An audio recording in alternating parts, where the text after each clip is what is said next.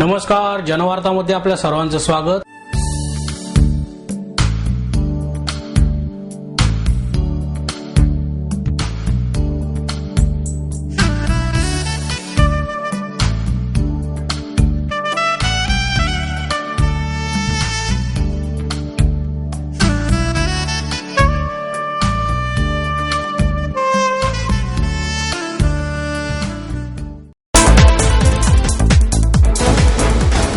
पुणे महानगरपालिकेचे सन 2012-13चे 3290 कोटी रुपयांचे वार्षिक अंदाजपत्रक पुणे महापालिका आयुक्त महेश पाठक यांनी सादर केले. यावेळी स्थायी समिती अध्यक्ष गणेश बिडकर, महापौर मोहनसिंग राजपाल, अतिरिक्त आयुक्त अनुप कुमार, नगर सचिव सुनीत पारेख उपस्थित होते. महेश पाठक यांनी 3290 कोटी रुपयांचे अंदाजपत्रक यावेळी जाहीर केले. पुणे शहरास होत असलेल्या पाणी पुरवठ्याचे मोजमाप करण्यासाठी मोठ्या प्रमाणात जलमापक बसवण्याचे काम हाती घेण्यात आले असून सगळ्यांसाठी समान पाणी वाटप योजना राबवण्यात आली आहे. पाणी पुरवठा योजनेअंतर्गत 412.40 कोटी रुपयांचे अंदाजे खर्च वर्तवण्यात आला आहे. पुणे शहरात निर्माण होणाऱ्या संपूर्ण मैला पाण्यावर प्रक्रिया करून नदीत सोडण्याकरता 715 कोटी रुपयांची पूर्तता करण्यात आली आहे. घनकचऱ्याचे व्यवस्थापन करण्यासाठी हडपसर, रामटेकडी औद्योगिक वसाहतीमध्ये 700 मेट्रिक टन कचऱ्यावर प्रक्रिया करून त्यापासून वीज निर्मिती करण्याचा प्रकल्प बीओटी या तत्वावर उभारण्याचे काम चालू आहे. सदर प्रकल्प मार्च 2012 पर्यंत कार्यान्वित होईल. घनकचऱ्याचे व्यवस्थापनासाठी 70.94 कोटी रुपयांची तरतूद करण्यात आली आहे. आयुक्त पाठक पुढे म्हणाले, आरोग्य विभागासाठी लायन्स क्लब दवाखाना, सहकार नगर येथे 5 मजली इमारत बांधून सुसज्ज डायलिसिस सेंटर सुरू करणार आहोत. तसेच खराडी येथील इमारतीत प्रसूतीगृह, हार्मिस कॉम्प्लेक्स, विमाननगर येथे स्पेशालिटी हॉस्पिटल तसेच इतर ठिकाणी हॉस्पिटल्स, कुटुंब कल्याण कार्यक्रम शिबिर, माता आणि बाल आरोग्य यासाठी 125 कोटी रुपये खर्चांचा अंदाज सांगितला आहे. नगर नियोजन योजनेअंतर्गत बांधकाम परवानगी प्रक्रिया जलद गतीने होण्यासाठी व्हिसा प्रणाली सुरू करण्याचे नियोजित करण्यात आले आहे. नगर नियोजन या योजनेसाठी 31 कोटी रुपयांच्या खर्चांचा अंदाज सांगण्यात आला आहे. भूसंपादन आणि व्यवस्थापन यासाठी 45 कोटी रुपये अंदाजे खर्च येणार असून भाड्याने देण्यात आलेल्या मिळकतींबाबत नियमबाह्य कृतीबाबत कार्यवाही करून संपूर्ण थकबाकी वसूल करणार आहोत. तसेच मिळकत व्यवस्थापनासाठी संगणकीकरण करण्याचे योजले आहे. वनाज ते रामवाडी दरम्यान मेट्रो प्रकल्प राबवण्यासाठी सन 2012-13चे अंदाजपत्रकात 3 कोटी इतकी तरतूद उभारण्यात आली आहे. पथ आणि वाहतूक योजनेसाठी 304 कोटींची तरतूद करण्यात आली आहे. नागर वस्ती विकास योजनेअंतर्गत रात्र निवारा प्रकल्प, अनैतिक व्यवसायात गुंतलेल्या महिलांसाठी व्यावसायिक प्रशिक्षण आणि स्वयंरोजगारासाठी अनुदान देण्यात येणार आहे. नागर वस्ती विकास योजनेसाठी 32 कोटी खर्चाचा अंदाज सांगण्यात आला. उद्यान विकास प्रकल्पाअंतर्गत 43 कोटींचा खर्च येणार असून कात्रज येथे स्वर्गीय राजीव गांधी प्राणी संग्रहालय, येरवडा येथे स्केटिंग रिंग आणि हडपसर येथे शूटिंग रेंजचे काम प्रगतीपथावर आहे. विद्युत विभाग या योजनेअंतर्गत वैकुंठ स्मशानभूमीमध्ये ओपन बर्निंग करता wood fire air pollution system, प्रेक्षणीय स्थळ असणाऱ्या सारसबागेचे प्रवेशद्वारापाशी आकर्षक प्रकाश व्यवस्था इत्यादीसाठी विद्युत विभागाअंतर्गत 8 कोटी खर्च येणार असून प्राथमिक आणि माध्यमिक शिक्षणासाठी 285.88 कोटीचे अंदाजे खर्च येणार आहे. भवन रचना योजनेअंतर्गत 101 कोटी रुपये खर्च येणार असून व्यापारी संकुल बांधणे, सांस्कृतिक केंद्र, स्मारक, सुशोभीकरण आणि विद्युतीकरण करण्यात येणार आहे, अशी माहिती आयुक्त पाठक यांनी यावेळी दिली.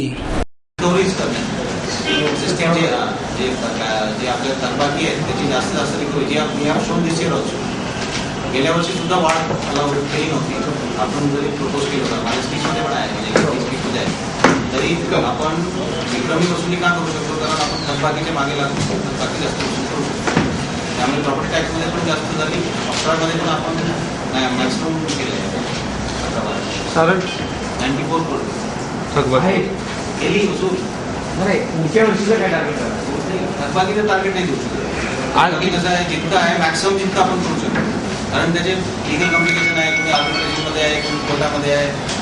तुम्ही ट्राय टू रिझॉल्व्ह इट आणि त्याच्यामध्ये ऑडिट कुठला येऊ नये. देशातील नक्षलवाद रोखण्यासाठी अधिक तयारीची गरज असून त्या दृष्टीने केंद्र शासन आक्रमक पावले टाकत आहे, असे प्रतिपादन केंद्रीय गृहमंत्री पी चिदंबरम यांनी केले. केंद्रीय राखीव पोलीस दलाच्या वतीने पुण्यात तळेगाव येथे नव्याने सुरू केलेल्या इम्प्रोवाइज्ड एक्सप्लोजिव्ह डिव्हाइस मॅनेजमेंट इन्स्टिट्यूटचे उद्घाटन चिदंबरम यांच्या हस्ते करण्यात आले। यावेळी राज्याचे मुख्यमंत्री पृथ्वीराज चव्हाण प्रमुख पाहुणे म्हणून उपस्थित होते। सीआरपीएफचे महासंचालक के विजय कुमार आणि अतिरिक्त महासंचालक PM नायर यावेळी उपस्थित होते। चिदंबरम म्हणाले, देशामध्ये सातत्याने बॉम्बस्फोटाच्या कारवाया सुरू आहेत। सुरक्षिततेसाठी अधिकाधिक सक्षम होणे महत्त्वाचे आहे। त्या दृष्टीने विचार करता आपल्याला अजून बराच लांबचा पल्ला गाठायचा आहे। चांगल्या मनुष्यबळाची निर्मिती आणि त्याचवेळी त्यांना उच्च दर्जाचे प्रशिक्षण देणे आवश्यक आहे। त्याला अद्ययावत अशा तंत्रज्ञानाची जोड देऊन अंतर्गत आणि बाह्य सुरक्षितता सक्षम होऊ शकेल। मुंबई दिल्लीतील बॉम्बस्फोट या घटना IEDच्याच घटना होत्या। खेळणी, सायकली, मोटरसायकल यामध्ये बॉम्ब लपवून हे बॉम्बस्फोट घडवून आणले जातात। हे घडवून आणणारे आपल्यापेक्षा बुद्धिमान आहेत असे अजिबात नाही। मुख्यमंत्री चव्हाण म्हणाले, जम्मू काश्मीर आणि उत्तरेकडील भागात घडणाऱ्या घातपाताच्या कारवायांमध्ये IEDचाच प्रामुख्याने वापर करणारे लोक आहेत। गोंदियामध्ये 2009 ते 11 या 2 वर्षात 23 सुरक्षा रक्षक IEDच्याच साहाय्याने मारले आहेत। पुण्यात सुरू झालेल्या या आगळ्या वेगळ्या संस्थेच्या माध्यमातून IED संदर्भातील सर्वांगीण प्रशिक्षण प्राप्त होईल। यावेळी शौर्य चक्र पुरस्कार विजेते D संतोष कुमार, RK सिंग यांना गृहमंत्र्यांच्या हस्ते सन्मानित करण्यात आले। तसेच या संस्थेच्या उभारणीत मोलाची कामगिरी बजावणाऱ्या कर्नल NK वर्मा, R संपत, SS डोगरा, BS गुजराल, जमाल खान यांचाही सत्कार करण्यात आला। शिवाजीनगर न्यायालयाच्या बाहेर टोळी युद्धाचा भडका उडून 2 जणांवर गोळीबार करण्यात आला। महाराष्ट्र नवनिर्माण सेनेचा भोर तालुका प्रमुख संदीप बांदल खून खटल्यातील काही आरोपींनी शिवाजीनगर न्यायालयाच्या बाहेरच दोघांवर गोळीबार केला। या गोळीबारात एक जण जखमी झाला, त्याच्या उजव्या पायाला गोळी लागली आहे। शिवाजीनगर सत्र न्यायालयापासून हाकेच्या अंतरावर असलेल्या कामगार पुतळ्याजवळील झोपडपट्टीत दुपारी 4:30च्या सुमारास हे टोळी युद्ध भडकले। बांदल खून खटल्यातील फरारी आरोपी रोहिदास चोरगे आणि जामिनावर सुटलेले कुलदीप बांदल आणि शशी नलावडे यांच्या विरुद्ध या हल्ल्याप्रकरणी गुन्हा दाखल करण्यात आला आहे। विजय कारके हा या घटनेत जखमी झाला असून त्याला उपचारासाठी ससून रुग्णालयात दाखल करण्यात आले आहे। या घटनेमुळे परिसरातील नागरिकांमध्ये घबराट पसरली होती। मोटरसायकलवरून आलेले 4 हल्लेखोर अचानक वस्तीमध्ये घुसले आणि त्यांनी पुढे पळत असलेल्या दोघांवर गोळीबार करण्यास सुरुवात केली असे स्थानिक नागरिकांनी सांगितले। अतिरिक्त सत्र न्यायाधीश VK शेवाळे यांच्या न्यायालयात संदीप बांदल खून खटल्याची सुनावणी चालू आहे। या खटल्यात एकूण 11 आरोपी असून कुलदीप बांदल, शशी नलावडे, लाला पोळ यांच्यासह इतर 5 आरोपी जामिनावर आहेत। रोहिदास चोरगे हा ससून येथून फरार झाला होता, त्याला अद्यापपर्यंत अटक करण्यात आली नाही। संदीप बांदल खून खटल्यात आतापर्यंत 3 साक्षीदारांच्या साक्षी नोंदवण्यात आल्या आहेत। अविनाश रामदास शिळीमकर हा या खटल्यातील प्रत्यक्षदर्शी साक्षीदार आहे, त्यामुळे त्याला साक्ष देण्यासाठी पोलीस बंदोबस्तामध्ये न्यायालयात हजर करण्यात आले होते। सरकार पक्षाच्या वतीने शिळीमकरची साक्ष नोंदवण्यात आली। या सुनावणीसाठी खटल्यातील जामिनावर सुटलेले आरोपी देखील उपस्थित होते। हल्ल्यात जखमी झालेला विजय कारके हा संदीप बांदलचा मित्र आहे। शिळीमकर सोबत तोही सुनावणीसाठी न्यायालयात आला होता। त्यावेळी न्यायालयाच्या बाहेर विजय कारकेला काही जणांनी धमकावण्याचा प्रकार घडला। त्यावेळी पोलीस तेथे आले आणि त्यांनी सगळ्यांना बाहेर काढले। सुनावणी संपल्यानंतर शिळीमकर पोलिसांसोबत गाडीतून निघून गेला।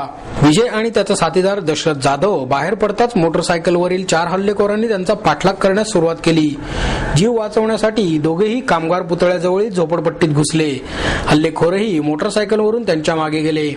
वस्तीमध्ये गेल्यानंतर एका हल्लेखोराने विजयवर खाली उतरून गोळ्या झाडल्या, परंतु ती गोळी यशोदा कोळी यांच्या घराच्या भिंतीला लागली।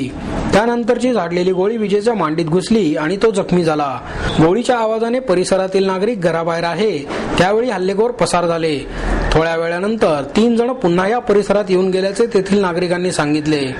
घटनेची माहिती मिळताच परिमंडळ 1 चे उपायुक्त ज्ञानेश्वर फडतरे, खंडणी विरोधी पथकाचे पोलीस निरीक्षक सतीश गोवेकर, सुरेश केकाणे, पांडुरंग शहाणे आणि इतर पोलीस अधिकारी घटनास्थळी दाखल झाले। चोरगेसह इतर आरोपींवर गुन्हा दाखल करण्याचे काम रात्री उशिरापर्यंत सुरू होते। आतापर्यंतची जी माहिती मिळालेली आहे की याच्यामध्ये 4:45 वाजण्याच्या दरम्यानमध्ये आज संध्याकाळी कोर्टामध्ये 2008 मधील एका मर्डर केस हिअरिंग चालू होतं आणि त्याच्यातले काही साक्षीदार आणि आरोपी त्या ठिकाणी होते। हिअरिंग संपल्यानंतर कोर्टामध्ये साक्ष संपल्यानंतर साक्षीदार आणि आरोपी हे कोर्टातून बाहेर पडले, कोर्टाच्या आवाराच्या बाहेरही पडले. साक्षीदार गाडीमध्ये बसून गेले आणि आजच्या याच्यातला जो जखमी आहे की जो विजय कारगे म्हणून नावाचा जखमी आहे तोही कोर्टातून बाहेर पडला आणि गाडीतून तो बसून जाणार होता. गाडी पाठोपाठ येत होती म्हणून ते त्याच्याबरोबर इतर आणखी 2 साथीदार त्याच्याबरोबर होते. त्याच्याबरोबर तो बाहेर चालत राहिला.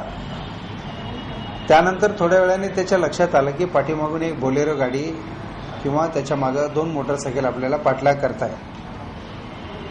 यामुळं तो मग कामगार पुतळ्याच्या या दरम्यान आल्यानंतर जे असणारी झोपडपट्टी तिथल्या त्या बायलेनमध्ये तो घुसला. त्या दरम्यान त्याच्यावरती फायर झालेल्याचं दिसून येत आहे, समजलेलं आहे. आणि फायरिंगमध्ये एक गोळी जी आहे त्याच्या उजव्या मांडीला आतमध्ये घुसून पुन्हा बाहेर पडलेल्याचं असं दिसून आलेलं आहे.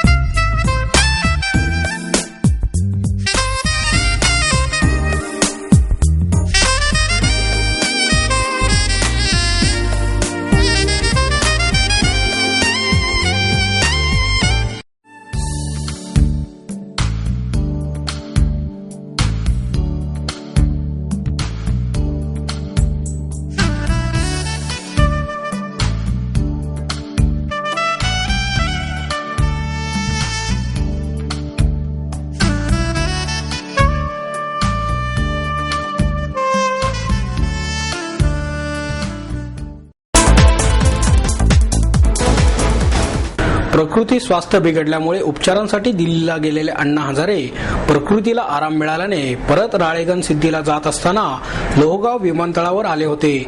यावेळी प्रसारमाध्यमांशी बोलताना ते म्हणाले, माझी तब्येत आता पूर्णपणे बरी आहे. आता मला कोणताही त्रास नसून मी परत लढण्यास तयार झालो आहे. परंतु आता जी लढाई लढायची आहे ती खूप दूरची आहे.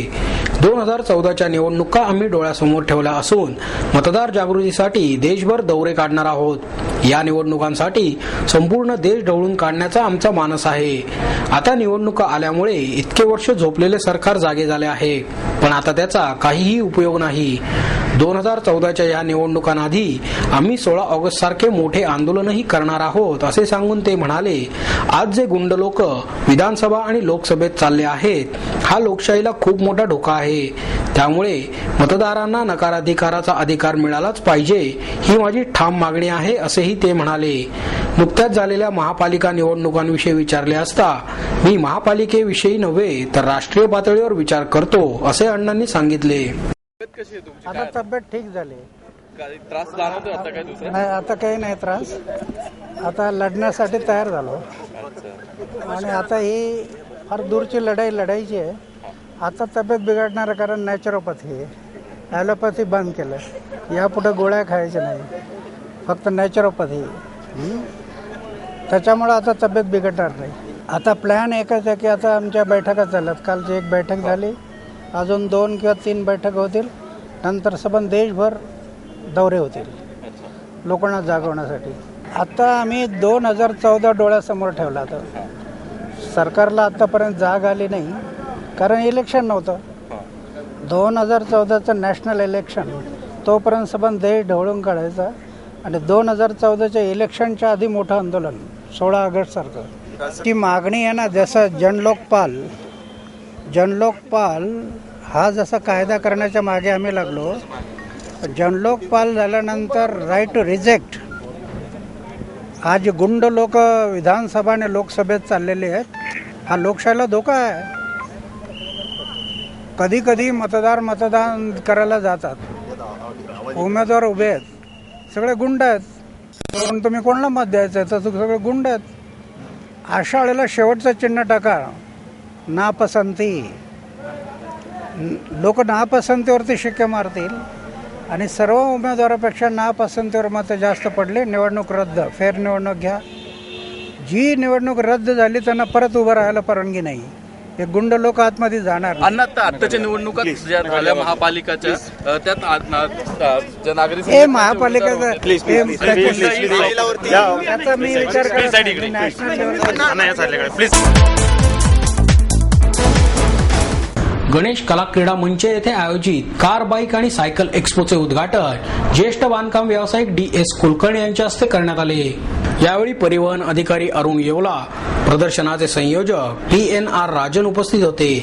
यामध्ये क्रायस्लर, ऑस्टिन यासारख्या मोटारींबरोबरच वेस्पा, राजदूत, लॅम्बी यांसारख्या ब्रिटिशकालीन गाड्या पाहण्याची संधी पुणेकरांना उपलब्ध आहे. Car bike and cycle expo मध्ये 150 पेक्षा अधिक गाड्या ठेवण्यात आल्या आहेत. नव्या पिढीमध्ये पर्यावरण आणि आरोग्याविषयी जागरूकता निर्माण करण्यासाठी स्वतंत्र सायकल दालनही उभारण्यात आले आहे. यामध्ये दुचाकी, 3 चाकी तसेच सर्व प्रकारच्या रेसर आणि आयात केलेल्या सायकल ठेवण्यात आल्या आहेत. वाहन तंत्रज्ञानातील झालेले बदल दर्शवणे हा या प्रदर्शनामागचा उद्देश आहे. देशातील 40हून अधिक कंपन्या प्रदर्शनात सहभागी असून देशी आणि परदेशी बनावटीच्या गाड्यांच्या प्रतिकृती ठेवण्यात आल्या आहेत. रोल्स रॉइस, म्युझिकल सायकल आणि कॉम्प्युटर ऑपरेट करण्यासाठी लागणारी माऊस सारखी गाडी हे या प्रदर्शनाचे मुख्य वैशिष्ट्य आहे. सातारा येथील आशा शिंदे हिने आंतरजातीय विवाहाचा निर्णय घेतल्यामुळे तिच्या वडिलांनीच तिचा खून केल्याच्या निषेधार्थ जिल्हाधिकारी कार्यालय परिसरात आंदोलन करण्यात आले. भारतीय जनवादी युवा संघटनेच्या वतीने हे आंदोलन करण्यात आले. यात मोठ्या संख्येने महिलांनी आणि संघटनेच्या कार्यकर्त्यांनी सहभाग घेतला. अत्यंत अमानुष रीतीने केलेल्या हत्येमुळे हा पुरोगामी परंपरा असणाऱ्या महाराष्ट्राला लांछनास्पद आहे, असे या आंदोलनकर्त्यांनी सांगितले.